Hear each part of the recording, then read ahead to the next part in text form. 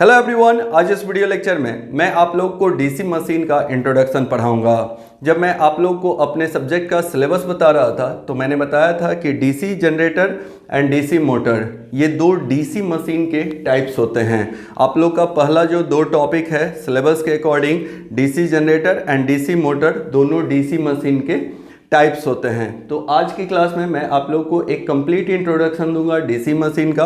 उसके बाद फिर नेक्स्ट वीडियो लेक्चर से डीसी जनरेटर पढ़ाना शुरू करूंगा। ठीक है, यहाँ पे एक ओवरव्यू लेना जरूरी है आप लोगों को कि डीसी मशीन क्या होता है। मैंने ये भी बताया था कि बहुत सारे राइटर्स का ऐसा बुक आता है जिसमें DC generator and DC motor एक ही यूनिट में दिया रहता है और उस यूनिट का नाम होता है डीसी मशीन। अगर आप PS भीमरा का बुक खरीदोगे, JB गुप्ता सर का बुक खरीदोगे इलेक्ट्रिकल मशीन का, तो वहाँ पे डीसी मशीन से ही यूनिट दिया रहता है। उसी यूनिट में DC generator and DC motor दोनों रहेगा। ठीक है, तो चलिए हम लोग बात करते हैं कि डीसी मशीन क्या होता है। ठीक है, देखो यहाँ पे डीसी वर्ड यूज किया गया है। तो डीसी का मतलब होता है डायरेक्ट करेंट।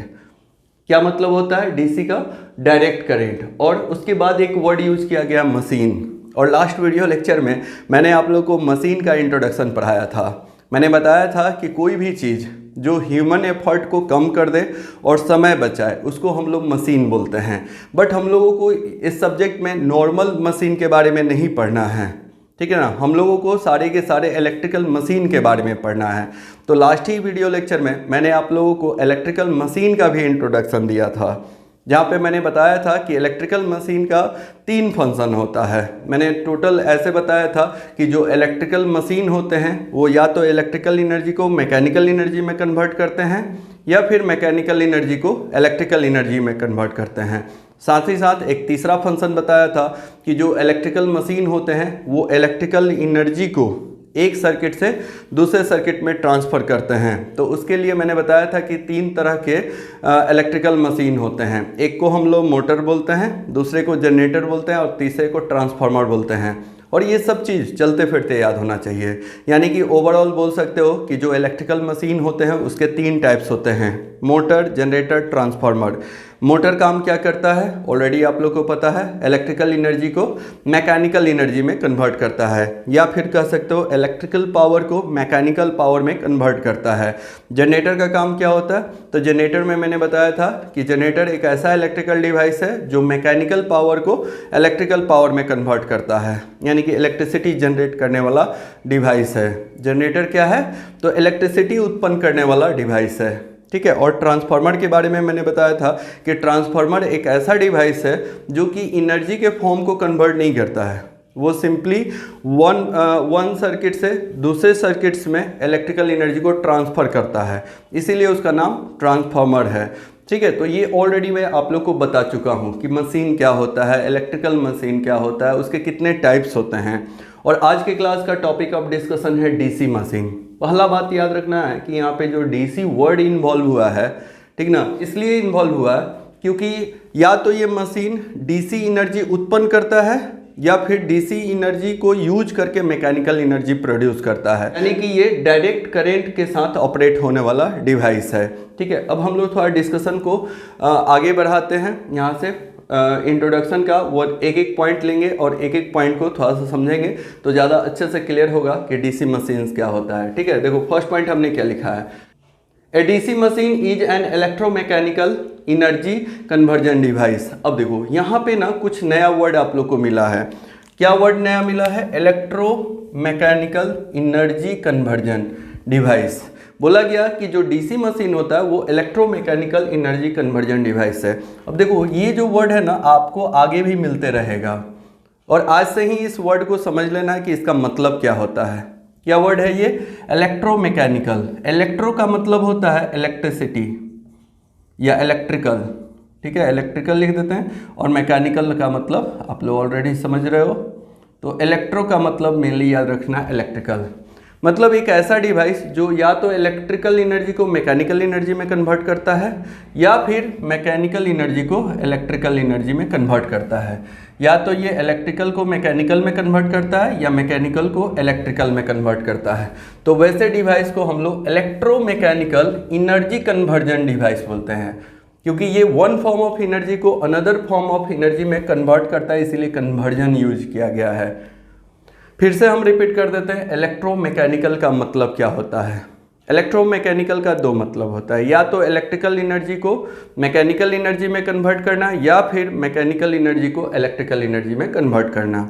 और लास्ट वीडियो लेक्चर में हमने बताया भी था कि कौन सा डिवाइस इलेक्ट्रिकल एनर्जी को मैकेनिकल एनर्जी में कन्वर्ट करता है और कौन सा डिवाइस मैकेनिकल एनर्जी को इलेक्ट्रिकल एनर्जी में कन्वर्ट करता है। अब देखो, जो नेक्स्ट पॉइंट है इसमें हमने आप लोगों को इलेक्ट्रोमैकेनिकल कन्वर्जन डिवाइस को डिफाइन किया हुआ है। ठीक है, तो ये थोड़ा सा समझ लीजिए। हालांकि अभी जो हम बताए हैं वही चीज़ यहाँ पे लिखा हुआ है। मैंने यहाँ पे लिखा है, an electromechanical conversion device means that which convert electrical energy, और ब्रैकेट में हमने लिख दिया और पावर, इनटू मैकेनिकल एनर्जी। ठीक है, एनर्जी के बदले मैं बार बार पावर वर्ड यूज किया हूँ, और mechanical energy into electrical energy. फिर से एक बार ओवरऑल पढ़ते हैं, an electromechanical conversion device means that which convert electrical energy into mechanical energy और mechanical energy into electrical energy. बोला गया है कि इलेक्ट्रोमैकेनिकल कन्वर्जन डिवाइस उसको बोलते हैं जो इलेक्ट्रिकल एनर्जी को मैकेनिकल एनर्जी में कन्वर्ट करता है। तो वैसे डिवाइस को हम लोग क्या बोलते हैं, मोटर बोलते हैं कि जनरेटर बोलते हैं कि ट्रांसफार्मर बोलते हैं। फिर से क्वेश्चन रिपीट मैं कर देता हूँ, जो मशीन इलेक्ट्रिकल एनर्जी को मैकेनिकल एनर्जी में कन्वर्ट करता है उसको कौन सा मशीन बोलते हैं, तो उसको हम लोग बोलते हैं मोटर। ठीक है, या फिर मैकेनिकल एनर्जी को इलेक्ट्रिकल एनर्जी में कन्वर्ट करता है। अब देखो, ये जो ब्लॉक डायग्राम है इससे बहुत ही इजीली आप समझ सकते हो। एक ब्लॉक में हमने इलेक्ट्रिकल एनर्जी लिखा है, दूसरे में मैकेनिकल एनर्जी लिखा है, और बीच में देखोगे एरो में लिख दिया है इलेक्ट्रोमैकेनिकल। इलेक्ट्रो का मतलब होगा इलेक्ट्रिकल, मैकेनिकल का मतलब मैकेनिकल। और ये जो एरो है इसमें दो तरफ से एरो हेड है, ये बता रहा है कि ये जो इलेक्ट्रोमैकेनिकल डिवाइस होता है वो इलेक्ट्रिकल एनर्जी को मैकेनिकल एनर्जी में भी कन्वर्ट कर सकता है। ठीक है, या फिर मैकेनिकल एनर्जी को इलेक्ट्रिकल एनर्जी में कन्वर्ट कर सकता है। ठीक है, तो वैसे डिवाइस को इलेक्ट्रोमैकेनिकल डिवाइस बोलते हैं। तो देखो, आपको क्या याद रखना है डीसी मशीन के बारे में। तो पहला वर्ड याद रखना है कि डीसी मशीन एक इलेक्ट्रोमैकेनिकल एनर्जी कन्वर्जन डिवाइस है। डीसी मशीन एक इलेक्ट्रोमैकेनिकल एनर्जी कन्वर्जन डिवाइस है। तो इतना तो याद रख ही सकते हो, इलेक्ट्रोमैकेनिकल। अब इलेक्ट्रोमैकेनिकल का मतलब भी आप याद रख सकते हो, ठीक है, जो कि यहाँ पे अभी हम जस्ट समझाए हैं। चलिए थोड़ा सा और आगे बढ़ते हैं। It is a rotating device, ये भी इम्पॉर्टेंट पार्ट है, ठीक ना। देखो, डीसी मशीन जो होता है ना, डीसी मशीन के दो टाइप्स होंगे, अभी हम जस्ट बताने वाले हैं, DC motor and DC generator. और दोनों के दोनों रोटेटिंग मशीन हैं या रोटेटिंग डिवाइस है। रोटेटिंग डिवाइस उसको बोला जाता है, या उस इलेक्ट्रिकल डिवाइस को या उस इलेक्ट्रिकल मशीन को रोटेटिंग मशीन बोलते हैं जिसमें कोई एक रोटेटिंग पार्ट हो। ठीक है, आगे हम आप लोग को पढ़ाने वाले हैं कि इसका जो आर्मेचर होता है वो रोटेटिंग पार्ट होता है। इसमें हम बताएंगे आप लोग को कंस्ट्रक्शन में कि इसके दो पार्ट होते हैं, कुछ पार्ट स्टैटिक होते हैं, कुछ रोटेटिंग होते हैं। ठीक है, तो वहाँ पे आप लोग को देखने के लिए मिलेगा, मतलब उसमें एक घूमने वाला चीज़ होता है। अगर सिंपल भाषा में बताएं तो ये एक ऐसा मशीन है जिसमें एक पार्ट इसका घूमता है। और आप लोग जानते भी हो ये चीज़, कोई मोटर जब देखे होगे या आप लोग कहीं ना कहीं मोटर ज़रूर देखे होगे, या अभी भी आपके आसपास कोई मोटर होगा तो देखना उसमें ज़रूर एक रोटेटिंग पार्ट होता है और वो आवाज़ भी करता है। अगर कुछ नहीं समझ में आए तो पंखा को देख लो भाई, पंखा भी एक मोटर है, जो फैन हमारे घर में लगा हुआ है तो उसमें एक रोटेटिंग पार्ट है। वॉशिंग मशीन में भी मोटर लगा हुआ है, तो वो पुल्ली को क्या करता है, घुमाता है। घर में जो किचन में हम लोग मिक्सी यूज करते हैं चटनी पीसने के लिए या किसी भी चीज़ को ग्राइंड करने के लिए, तो उसके अंदर भी मोटर है, तो वो भी उसमें रोटेटिंग पार्ट होता है। तो ये जितने भी मशीन होते हैं, ठीक है, यानी कि डीसी मशीन होते हैं, इसमें एक पार्ट इनका रोटेटिंग होता है। अब ट्रांसफार्मर जब हम पढ़ाएंगे आप लोग को तो बताएंगे कि ट्रांसफार्मर जो होता है वो स्टैटिक डिवाइस है, उसमें कोई भी पार्ट घूमने वाला नहीं होता है, ठीक ना, हर एक पार्ट उसका स्थिर रहता है। लेकिन डीसी मशीन में जैसे डीसी मोटर ले लें और डीसी जनरेटर ले लें तो दोनों में कोई एक पार्ट जरूर घूमते रहेगा। ठीक है, आगे जब हम कंस्ट्रक्शन वर्किंग पढ़ाएंगे तो वहाँ पे आप लोग को देखने के लिए मिलेगा। नेक्स्ट पॉइंट है, the DC machine are classified into two types. जो डीसी मशीन है इसको दो टाइप्स में क्लासिफाई किया जाता है, DC generator and DC motor. ठीक है। DC generator and DC motor, ये तो शुरू से ही बोलते आ रहे हैं कि डीसी मशीन के दो टाइप्स होते हैं, DC generator and DC motor. और ये आप लोग के दो अलग अलग यूनिट हैं, ये फर्स्ट यूनिट है, ये आप लोग को सेकेंड यूनिट है। तो फर्स्ट यूनिट में हम लोग मेनली फोकस करेंगे डीसी जनरेटर पे। किस पे फोकस करेंगे? डीसी जनरेटर पे। और सेकेंड यूनिट में फोकस करेंगे डीसी मोटर पे, अकॉर्डिंग टू सिलेबस। जैसे जैसे टॉपिक दिया है वैसे वैसे हम लोग पढ़ते जाएंगे। अब देखो यहाँ पे थोड़ा सा हम डीसी जनरेटर को डिफाइन किए हैं कि डीसी जनरेटर क्या होता है। हमने लिखा है the main function of DC generator is to convert mechanical energy to DC electrical energy. अब थोड़ा सा यहाँ से थोड़ा कॉन्सेप्ट और अच्छे से लेके चलेंगे, ठीक है। अब हम लोग बात कर रहे हैं, सुनोगे ध्यान से, डीसी जनरेटर। जनरेटर से पहले वर्ड लग गया है डीसी। अब आप लोग को इतना पता होगा कि दो फॉर्म में हमारा इलेक्ट्रिकल एनर्जी रहता है, एसी के फॉर्म में और डीसी के फॉर्म में। किसके किसके फॉर्म में? एसी के फॉर्म में और डीसी के फॉर्म में। और ये जो हमारा जनरेटर है ये किस इलेक्ट्रिकल एनर्जी के फॉर्म को डील करेगा? तो ऑब्वियसली याद रखना डीसी, यानी कि डायरेक्ट करेंट जनरेटर भी इसको बोलते हैं हम लोग, और ये डायरेक्ट करेंट को डील करेगा। अब देखो जब जनरेटर की बात हो रही है, किसकी बात हो रही है? जनरेटर की बात हो रही है। तो इतना बात तो पक्का है कि जनरेटर जो है मैकेनिकल एनर्जी को इलेक्ट्रिकल एनर्जी में कन्वर्ट करता है। लेकिन अब इलेक्ट्रिकल एनर्जी के साथ साथ आपको डीसी इलेक्ट्रिकल एनर्जी बोलना पड़ेगा, इसलिए क्योंकि ये डीसी जनरेटर है। और आगे के सब्जेक्ट में आप लोग को एसी जनरेटर भी पढ़ना है। सुनोगे ध्यान से, किसके बारे में पढ़ना है? एसी जनरेटर के बारे में भी पढ़ना है। तो जब एसी जनरेटर का इंट्रोडक्शन पढ़ाएंगे, सुनोगे ध्यान से, किसका इंट्रोडक्शन? एसी जनरेटर का जब इंट्रोडक्शन पढ़ाएंगे तो वहाँ पे हम लिखाएंगे कि एसी जनरेटर एक ऐसा इलेक्ट्रिकल मशीन होता है जो मैकेनिकल एनर्जी को एसी इलेक्ट्रिकल एनर्जी में कन्वर्ट करता है। यहाँ डीसी के बदले एसी आ जाएगा, यानी कि वो एसी उत्पन्न करता है, एसी इलेक्ट्रिकल एनर्जी उत्पन्न करता है। जनरेटर जो होता है इलेक्ट्रिसिटी उत्पन्न करने वाला डिवाइस है। सिंपल लाइन में याद रखो, क्या उत्पन्न करता है? तो इलेक्ट्रिकल एनर्जी उत्पन्न करेगा। अगर डीसी जनरेटर की बारे में बात करें तो बोल सकते हो कि DC generator DC electrical energy उत्पन्न करता है। और एसी जनरेटर के बारे में बात करें तो जो एसी जनरेटर होता है वो एसी इलेक्ट्रिकल एनर्जी उत्पन्न करता है, और दोनों इनपुट के रूप में मैकेनिकल एनर्जी यूज करते हैं, ठीक है। तो पहला बात यही याद रखना है कि अगर ये डीसी जनरेटर है तो इसका आउटपुट जो होगा वो डीसी इलेक्ट्रिकल एनर्जी होगा, और इनपुट क्या होगा? Mechanical energy. चलिए अब मैकेनिकल एनर्जी समझिए, ये आपका इनपुट हो गया और ये इसका आउटपुट साइड हो गया, ठीक है। तो इनपुट में मैकेनिकल एनर्जी कैसे देते हैं? तो इसका शाफ्ट जो है बाहर ऐसे निकला हुआ रहता है और इस शाफ्ट को ऐसे घुमाया जाता है। शाफ्ट के अंदर में हम आप लोगों को बताएंगे आगे कंस्ट्रक्शन वगैरह में कि आर्मेचर होता है, उस पर बहुत सारे कंडक्टर्स होते हैं और कंडक्टर्स को मैग्नेटिक फील्ड में रोटेट कराया जाता है। और रोटेशन के लिए, ठीक ना, आपको रोटेशन के लिए कोई मैकेनिज्म यूज करना पड़ेगा। एक एग्जाम्पल बताते हैं, उससे आप समझ जाओगे। तो जब यहाँ पे आर्मेचर के कंडक्टर को ये रोटेट करता है मैग्नेटिक फील्ड में, तो यहाँ आउटपुट में इलेक्ट्रिसिटी उत्पन्न होता है, ठीक है। अभी सर्किट थ्योरी में ये चीज़ बताने वाले हैं। और यहाँ पे अगर आप इलेक्ट्रिकल बॉल लगा देते हो या कोई इलेक्ट्रिकल इक्विपमेंट्स लगा देते हो तो यहाँ से करेंट फ्लो होने लगता है, और आप उसी करंट को इलेक्ट्रिकल एनर्जी बोलते हो, या उसी इलेक्ट्रिकल एनर्जी को हम लोग डिफरेंट वर्क के लिए यूज करते हैं। तो सवाल ये है कि यहाँ से मैकेनिकल एनर्जी क्या है? तो सिंपली समझो कि रोटेशन जो होता है उसी को हम लोग क्या बोलेंगे? Mechanical energy. अब रोटेशन कहाँ से लाया जाएगा, कैसे इसको घुमाया जाएगा? तो इसके लिए अलग अलग मैकेनिज्म यूज किया जाता है, ठीक है, जो कि आपको जनरेशन में different types of power plant में सर पढ़ाएंगे। फिलहाल अभी आप लोग को हम थोड़ा सा बता देते हैं। जैसे मान लो हमारे यहाँ शादी ब्याह में या फिर कोई फंक्शन होता है हमारे घरों में, तो हम लोग भाड़ा पे जनरेटर करके लाते हैं। जनरेटर पे बहुत सारा भोजपुरी सॉन्ग भी आते रहता है क्या, ठीक है। उस पर अभी हम लोग फोकस नहीं करेंगे, बाद में भोजपुरी गाने पे भी बात करेंगे। बट आज के क्लास में समझते हैं कि वो जनरेटर जो हम लोग लाते हैं भाड़े पे, कि लाइन कट गया तो हमारा लोड किस पे आ जाएगा? जनरेटर पे, ठीक है। तो जो जनरेटर होता है उसमें देखोगे दो पार्ट होता है। जो हम लोग भाड़े पे जनरेटर लेके आते हैं उसमें दो पार्ट होता है, ठीक है। आप लोग में से कुछ लोग इसको स्टार्ट भी किए होंगे। यहाँ पे बड़ा सा रोलर रहता है, इससे पुल्ली निकला, ये डीजल इंजन होता है। ये क्या होता है भाई?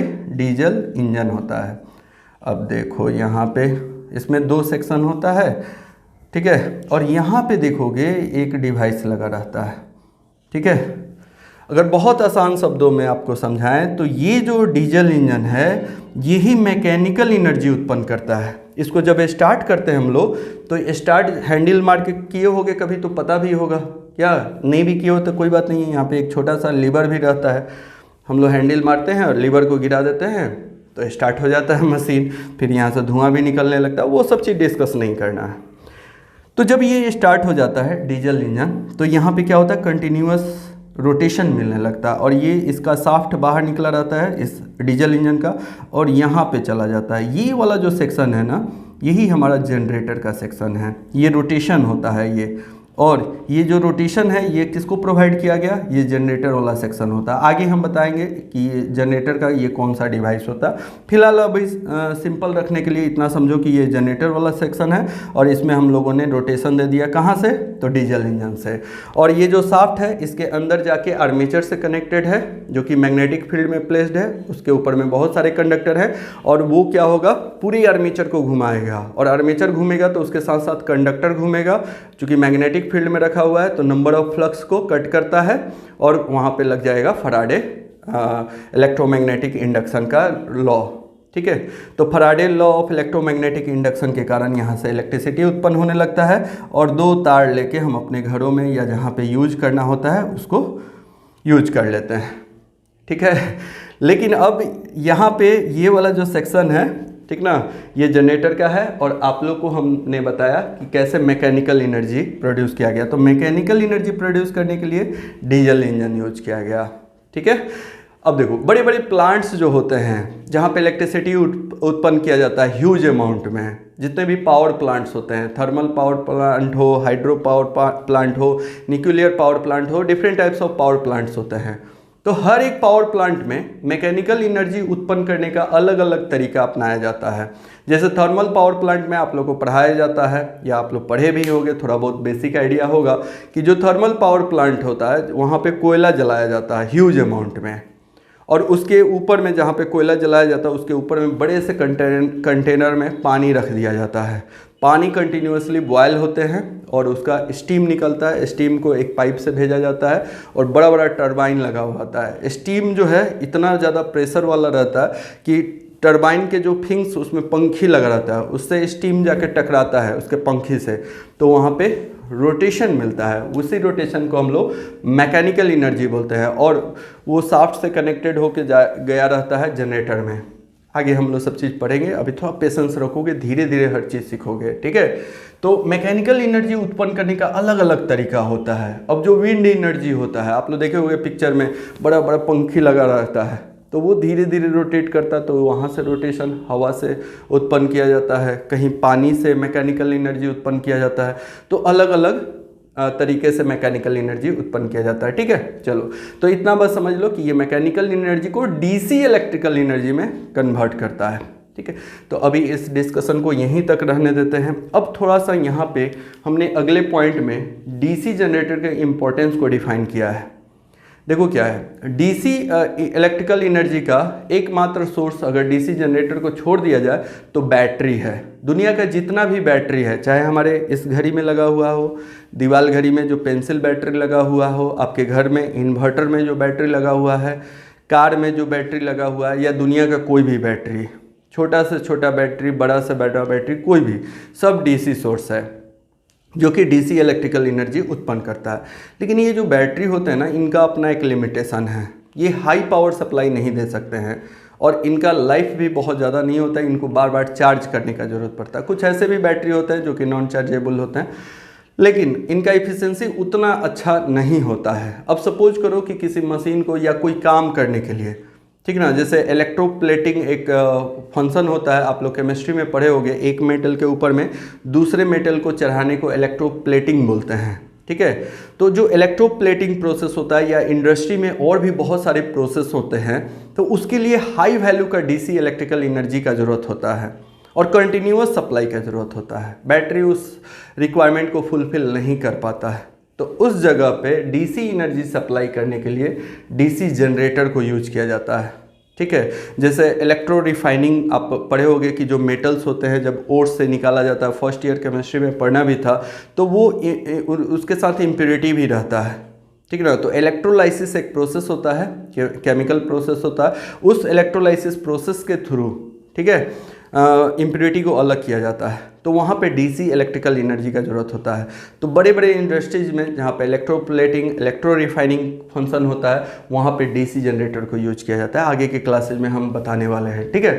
तो बैटरी का जो लिमिटेशन है ना, उस लिमिटेशन को डीसी जनरेटर ख़त्म करता है, ठीक है। उसका एक लिमिटेड फंक्शन है, और ये जो डीसी जनरेटर है इसका कोई लिमिटेशन नहीं है। मैकेनिकल एनर्जी कंटिन्यू देते जाइएगा, एकदम लॉन्ग लास्टिंग काम करते रहेगा और हाई पावर का डीसी इलेक्ट्रिकल एनर्जी उत्पन्न करेगा, ठीक है। नेक्स्ट वीडियो लेक्चर में डीसी जनरेटर पूरा डिटेल्स में पढ़ाएंगे, तो वहाँ पे ये चीज़ आप लोग को पॉइंट में लिखा देंगे। फिलहाल इस पॉइंट को पढ़ते हैं।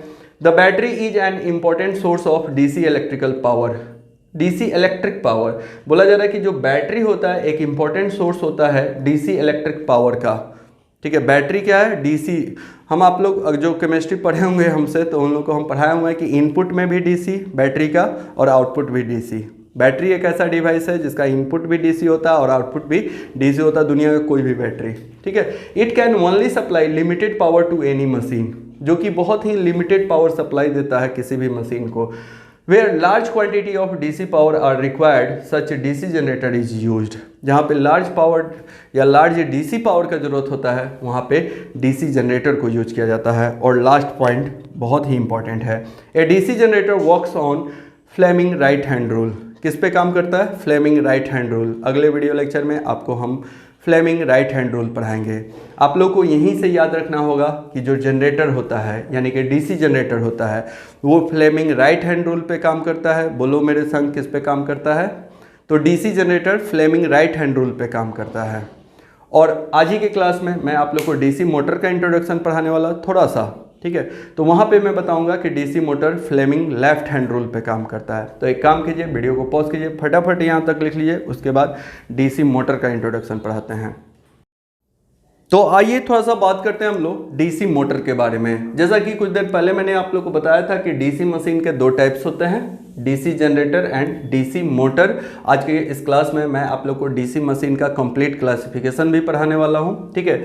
तो दो टाइप्स के डीसी मशीन होते हैं, DC generator and DC motor. और डीसी मोटर आप लोग का सेकेंड यूनिट है, जहां पे हम लोग पूरा का पूरा कंप्लीटली डीसी मोटर के बारे में स्टडी करेंगे। लेकिन यहाँ पे थोड़ा इंट्रोडक्टरी लेवल पे बस इतना जान लीजिए कि डीसी मोटर क्या होता है, ठीक है। तो यहाँ पे हमने लिखा है the main function of the DC motor is to convert DC electrical energy into mechanical energy, ठीक है। यहाँ पे बोला गया है कि जो डीसी मोटर होता है वो डीसी इलेक्ट्रिकल एनर्जी को मैकेनिकल एनर्जी में कन्वर्ट करता है। अगर सिंपली आपसे पूछा जाए कि इलेक्ट्रिक मोटर क्या होता है, तो इलेक्ट्रिक मोटर में बोलोगे कि इलेक्ट्रिकल एनर्जी को मैकेनिकल एनर्जी में कन्वर्ट करने वाला डिवाइस। और डीसी मोटर बोला जाएगा तो क्या बोलोगे? तो यहाँ पे एक वर्ड यूज करना पड़ेगा, क्या भाई? तो डीसी। तो बोलोगे कि डीसी इलेक्ट्रिकल एनर्जी को मैकेनिकल एनर्जी में कन्वर्ट करने वाले इलेक्ट्रिकल डिवाइस को हम लोग डीसी मोटर बोलते हैं। अगर आपसे पूछ दिया जाए कि एसी मोटर क्या होता है, तो क्या जवाब दोगे?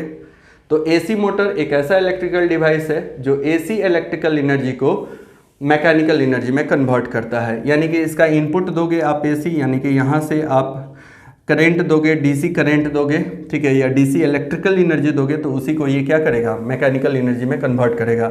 यानी कि रोटेशन इसके आउटपुट में मिलेगा, ठीक है। इनपुट में इलेक्ट्रिसिटी होगा, यानी कि इनपुट इसका इलेक्ट्रिकल एनर्जी होगा, आउटपुट इसका मैकेनिकल एनर्जी होगा। आउटपुट में रोटेशन मिलेगा और ये इलेक्ट्रिसिटी कंज्यूम करेगा। सुनोगे, दोनों में दो चीज़ का डिफरेंस आपको मिल जाएगा। पहला चीज़ का डिफरेंस ये है कि वो इलेक्ट्रिसिटी जनरेट कर रहा है, वो इलेक्ट्रिसिटी जनरेट कर रहा है और ये इलेक्ट्रिसिटी क्या कर रहा है? कंज्यूम कर रहा है। इसको काम करने के लिए डीसी मोटर का जरूरत होगा, डीसी इलेक्ट्रिकल एनर्जी का जरूरत होगा, ठीक है। एक एग्जांपल बता देते हैं डीसी मोटर का। हमारे घरों में भी डीसी मोटर यूज हो रहा है, ठीक है। कहाँ कहाँ यूज हो रहा है? तो आपके घर में जो मिक्सी लगा हुआ है, ठीक है, जो किचन में हम लोग मिक्सर एंड ग्राइंडर यूज करते हैं, उसके अंदर में डीसी मोटर लगा हुआ है, ठीक है। बहुत सारे ऐसे कटिंग टूल्स, ड्रिल मशीन आते हैं जिसके अंदर में डीसी मोटर लगा हुआ है। तो आगे की क्लासेज में और भी बहुत सारा मैं एग्जांपल दूंगा। जैसे बच्चों का जो खिलौना होता है जो बैटरी से चलता है, रिमोट वाला, उसके अंदर में छोटा सा डीसी मोटर लगा हुआ होता है। तो डीसी मोटर को पहचानना भी बहुत ईजी है, ठीक है ना। बहुत सारा ऐसा छोटा छोटा डीसी मोटर होगा जो कि बैटरी से ऑपरेट होता है, यानी कि उस डिवाइस में बैटरी भी यूज होता है। जैसे बच्चों का खिलौना होता है, जो कि रिमोट कंट्रोल से चलता है। तो देखोगे उस खिलौने के अंदर में 2 बैटरी, पेंसिल बैटरी 2, 4, 5 कितना भी लगा हुआ होगा। ठीक है, तो ये चीज़ याद रखना। तो पहला डिफरेंस क्या हो गया? तो पहला है कि ये इलेक्ट्रिकल एनर्जी को कंज्यूम करता है और मैकेनिकल एनर्जी प्रोड्यूस करता है। वो इलेक्ट्रिसिटी प्रोड्यूस करता है मैकेनिकल एनर्जी को यूज करके। ठीक है, एक का इनपुट इलेक्ट्रिकल एनर्जी होता है, दूसरे का मैकेनिकल एनर्जी होता है। तो ये कुछ डिफरेंसेज हैं, इसको समझना चाहिए। ठीक है, तो आई थिंक कि ये बात समझ में आ गया होगा कि कोई ऐसा इलेक्ट्रिकल मशीन जो डीसी इलेक्ट्रिकल एनर्जी को मैकेनिकल एनर्जी में कन्वर्ट करता है, उसको हम लोग डीसी मोटर बोलते हैं। ठीक है, अब देखो नेक्स्ट पॉइंट क्या है। A DC motor is applicable where good speed regulation is required. ठीक ना, डीसी मोटर को वहां पे यूज किया जाता है जहां पे गुड स्पीड रेगुलेशन का जरूरत है। अब स्पीड रेगुलेशन क्या होता है? तो बहुत ही आसान शब्दों में समझिए कि स्पीड रेगुलेशन क्या होता है। जहाँ पे स्पीड को यानी कि कह सकते हो मोटर के स्पीड को बढ़ाया घटाया जा सके। एक्चुअली क्या है, इसका जो शाफ्ट है इस पे हम लोग को रोटेशन मिलता है, यानी कि एक स्पीड से ये शाफ्ट इसका घूमता है। ठीक है, अब इसका जो रोटेशन है, ठीक ना, इसको कम ज़्यादा किया जा सकता है या रोटेशन के स्पीड को कम ज़्यादा किया जा सकता है। अगर कम ज़्यादा किया जा सकता है तब बोलेंगे कि स्पीड रेगुलेशन। अगर आपके घर में मिक्सर एंड ग्राइंडर है या किसी के यहाँ देखे होंगे, जूस के दुकान पे भी देखे होंगे लोग रखते हैं। ठीक है, तो उसमें स्विच लगा रहता है स्पीड वाला, 1 2 3 0 ऐसे लिखा हुआ रहता है। तो 1 पे जब सेट किया जाता है तो कम स्पीड से उसका पुल्ली घूमता है, 2 पे सेट किया जाता है तो और ज़्यादा स्पीड से, 3 पे सेट किया जाता है तो और ज़्यादा स्पीड से। तो आगे की क्लासेज में मैं बताने वाला हूँ कि डीसी मोटर का 2-3 फीचर्स बड़ा यूनिक है। एक तो उसका स्पीड रेगुलेशन किया जा सकता है, वही एसी मोटर का स्पीड रेगुलेशन थोड़ा डिफिकल्ट होता है। ठीक है ना, तो स्पीड रेगुलेशन का मैकेनिज्म भी पढ़ाएंगे हम लोग कि कैसे स्पीड रेगुलेशन किया जाता है।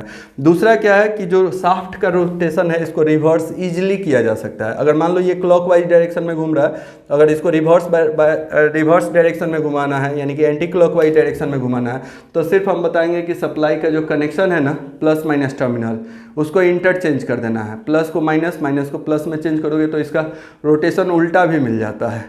तो ये भी एक बहुत अच्छा बात है डीसी मोटर का। ठीक है, तो इन सारे पॉइंट पे आगे हम लोग डिटेल्स में डिस्कस करने वाले हैं। तो स्पीड रेगुलेशन ये अच्छा है, स्पीड रेगुलेशन देता है। नेक्स्ट पॉइंट है a DC motor provides an ample range of speed. Ample range बोलने का मतलब है कि बहुत हाई रेंज तक का स्पीड रेगुलेशन देता है। हाई रेंज का स्पीड रेगुलेशन देने का मतलब क्या है कि जैसे मान लो आगे हम लोग आप लोग को पढ़ाएंगे कि मोटर का जो स्पीड होता है, किसी किसी मोटर का देखोगे 1200 आरपीएम होता है स्पीड। ठीक है, 1200 आरपीएम मतलब रोटेशन पर मिनट, 1 मिनट में ये कितना 1200 घूमेगा। इवन आप पंखा भी खरीदते होगे ना, ठीक है, उसके डब्बा पे लिखा रहता है।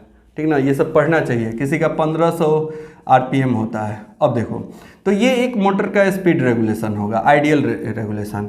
एम्पल रेंज ऑफ स्पीड का क्या मतलब है कि कोई ऐसा मोटर जिसका स्पीड 500 आरपीएम से लेके हम लोग कहाँ तक 3000 आरपीएम तक बढ़ा सकें। एक एग्जाम्पल के तौर पे बता रहे हैं, आगे हम बताएंगे रेटिंग वगैरह, तो वहाँ पे ज़्यादा डिटेल्स में बताएंगे।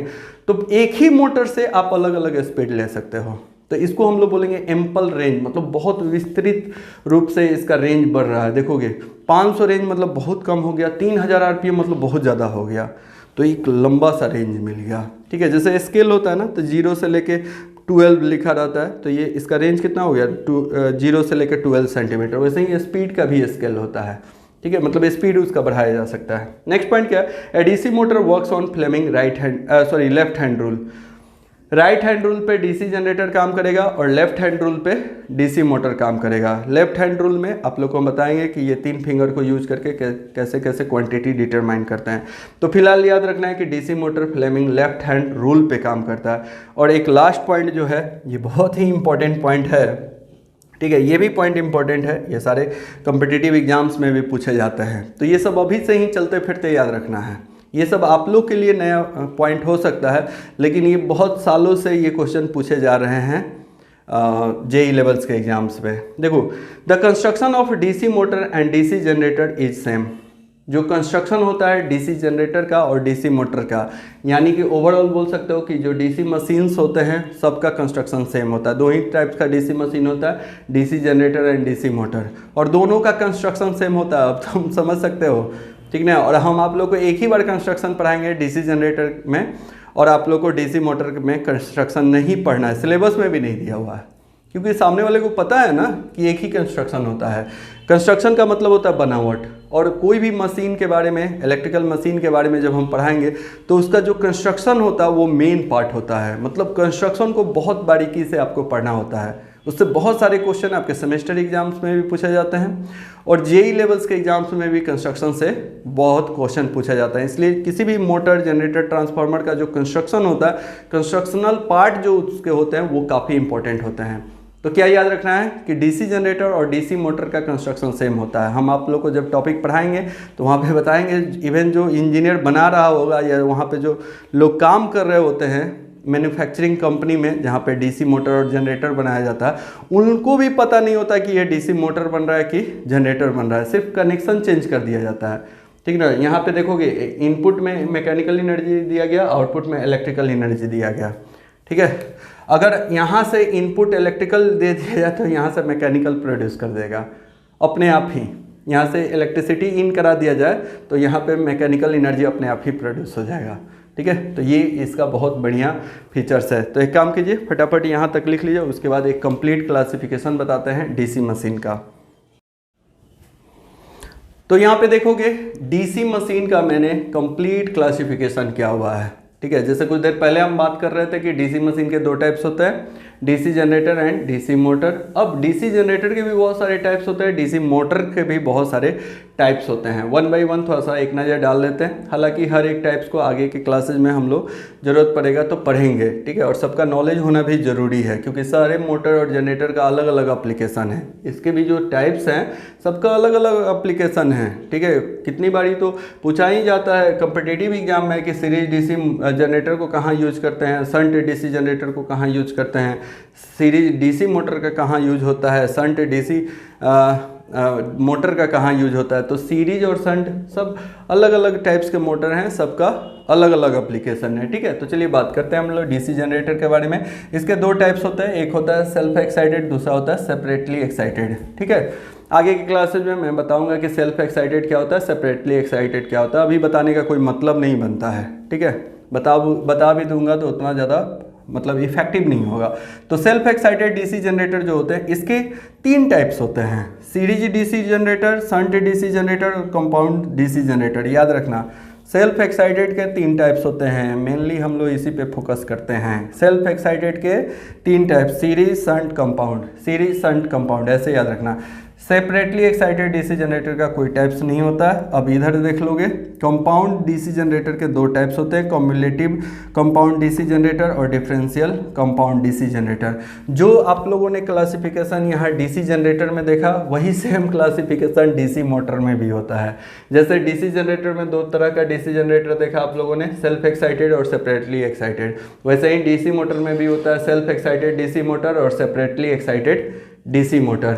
जैसे सेल्फ एक्साइटेड के तीन टाइप्स है, वैसे ही सेल्फ एक्साइटेड डीसी मोटर के भी तीन टाइप्स हैं, series DC motor, shunt DC motor और कंपाउंड डीसी मोटर। इसका कोई टाइप्स नहीं।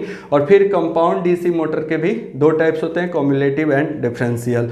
तो आप चाहो तो चलते फिरते भी इसको याद रख सकते हो, हालांकि जब डिटेल्स में स्टडी करते हैं हम लोग तो याद हो ही जाता है। ठीक है, तो आज की क्लास में बस इतना ही। आज की क्लास में बेसिकली हमने आप लोगों को एक डीसी मशीन का इंट्रोडक्शन पढ़ा दिया। नेक्स्ट लेक्चर से अब हम लोग डीसी जनरेटर को सेपरेट करके पढ़ना शुरू करेंगे। ठीक है, जहाँ पे हम आप लोग को डीसी जनरेटर के इंट्रोडक्शन के साथ साथ कंस्ट्रक्शन और जैसे जैसे सिलेबस दिया हुआ है वैसे वैसे पढ़ाना शुरू कर देंगे। Thank you.